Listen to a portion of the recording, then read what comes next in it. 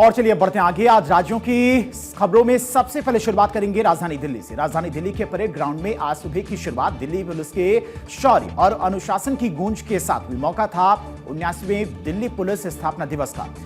मुख्य अतिथि के रूप में पहुंचे केंद्रीय गृह मंत्री अमित शाह ने परेड का निरीक्षण किया और बल के गौरवशाली इतिहास को याद किया। इस दौरान अमित शाह ने दिल्ली पुलिस के जांबाज अधिकारियों और जवानों को उनकी उत्कृष्ट सेवा, साहस और समर्पण के लिए पदकों से सम्मानित किया।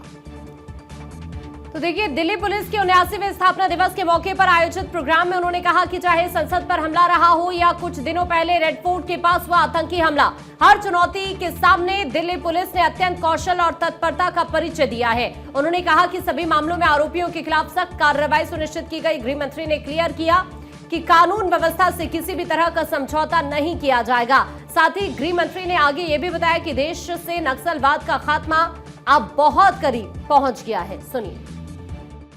माओवादी आतंकवाद हमेशा से देश की आंतरिक सुरक्षा के लिए बहुत बड़ी चुनौती माना जाता था, मगर मुझे दिल्ली की जनता के माध्यम से देश को बताते हुए हर्ष हो रहा है कि हम माओवादी क्षेत्रों को हमेशा के लिए नक्सलवाद से मुक्त करने के बहुत नजदीक हैं।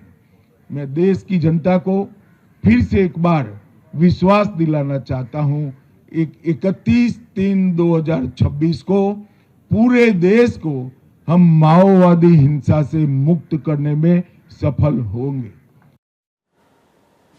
वहीं गृहमंत्री अमित शाह ने दिल्ली पुलिस की तारीफ करते हुए कहा कि राजधानी की सुरक्षा व्यवस्था को और मजबूत बनाने के लिए कई नई पहल की जा रही हैं। अमित शाह ने कई परियोजनाओं की सौगात भी दी। उन्होंने बताया कि दिल्ली पुलिस की 10 नई परियोजनाओं का शिलान्यास किया गया है। इसके तहत दिल्ली को 10,000 नए सीसीटीवी कैमरों से जोड़ने की योजना पर भी काम शुरू हो चुका है।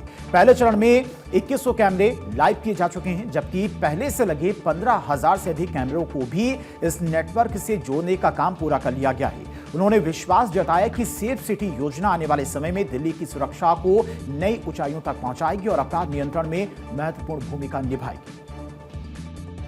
पूरे देश के अंदर सीसीटीवी कैमरा और कंट्रोल रूम का जाला बुनकर एक सुरक्षा का नया तंत्र खड़ा करना, इसको कानूनी समर्थन देना, बॉर्डर सुरक्षा के क्षेत्र में देश के हर लैंड बॉर्डर के अंदर सुरक्षा की व्यवस्था का मॉडर्नाइजेशन, देश को घुसपैठियों के मुक्त बनाना और तीनों न्याय संहिताओं को कंप्लीट इम्प्लीमेंटेशन पर आने वाले समय में देश के गृह विभाग का ध्यान रहेगा।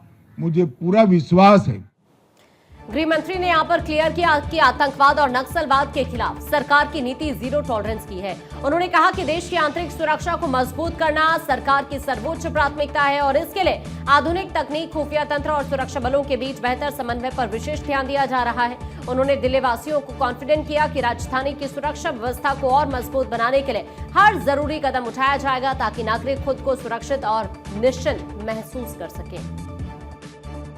मित्रों, दिल्ली पुलिस ने हमेशा से दिल्ली और देश के राजधानी क्षेत्र को सुरक्षित रखने के लिए हमेशा से पराक्रम का परिचय देश की जनता को कराया है। अनेक ऐसे मामले जो जटिल से जटिल थे, उसको निपटाने में दिल्ली पुलिस ने सफलता प्राप्त की है।